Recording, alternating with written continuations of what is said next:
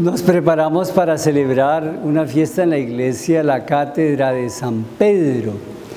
Y entonces nosotros necesitamos irnos pues a oír a Jesús, porque Él es el que determina, Él es el que nos dice por qué las cosas son así. Entonces nuestro Señor Jesucristo llamó a los discípulos y de todos los discípulos Él hay uno al cual le dio una misión especial y es precisamente San Pedro. Entonces le va a decir allá: tú eres Pedro y sobre esta piedra edificaré mi iglesia. De tal manera que de ahí, de esas palabras de Jesús, es de donde nace eso que nosotros preparamos y que se representa en cada uno de los que va siendo elegido para hacer esa misión de Pedro, al que nosotros llamamos el Papa. Entonces, el Papa es aquel que está llamado para ser el centro, aquel que, como dice también allá en la Sagrada Escritura, confirma en la fe a sus hermanos. Y eso aparece ya desde la Sagrada Escritura. Al día de la resurrección dice allá que se fueron San Juan y San Pedro corriendo, y claro, San Juan era más joven, le ganó a San Pedro en llegar a la tumba, pero al llegar dice que San Juan se quedó y esperó, y tenía que entrar primero Pedro, porque él era el que hacía de cabeza, él era el que tenía que confirmar, entonces él tiene el primado, por eso se va a hablar también del primado de Pedro.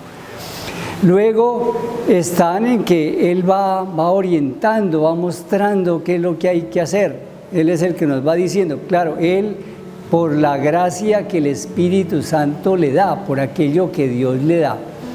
Y por eso está el que incluso San Pablo va a ir, dice: yo necesito ir a confirmar la fe, a confirmar que eso que yo estoy haciendo realmente es lo que Dios quiere, y va a encontrarse con San Pedro para que le confirme lo que está haciendo.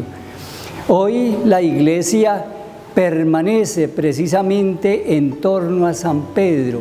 San Pedro es el que le da esa unidad a la iglesia y es lo que nos diferencia de muchos, mientras que la iglesia es solamente una, que se guía precisamente por Pedro.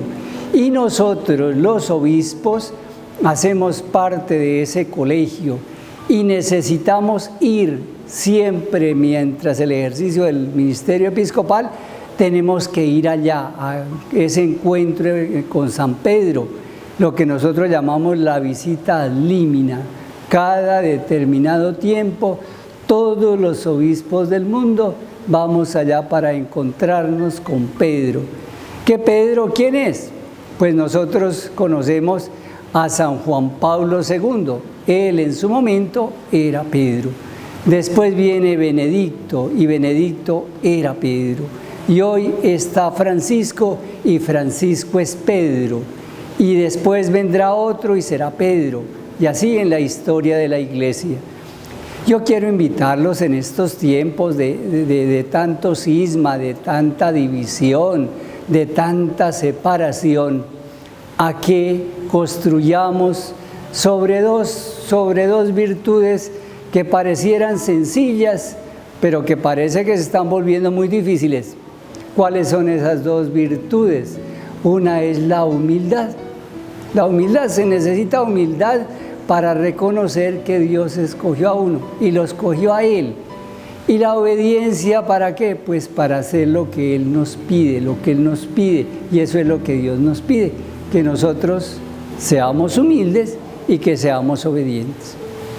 Los invito pues a orar con intensidad por el Papa Francisco y también por cada uno de los obispos de la Iglesia Católica, los que han sido llamados, los que han sido escogidos y aquellos a quienes la Iglesia les ha pedido, no se han ofrecido, no, ellos no se ofrecieron, ellos no se impusieron, fueron llamados, fueron escogidos y se les pidió ejercer una misión. Entonces los invito a orar por la unidad de la iglesia que tanto se necesita. Y a todos, Dios les bendiga en el nombre del Padre, y del Hijo, y del Espíritu Santo. Amén.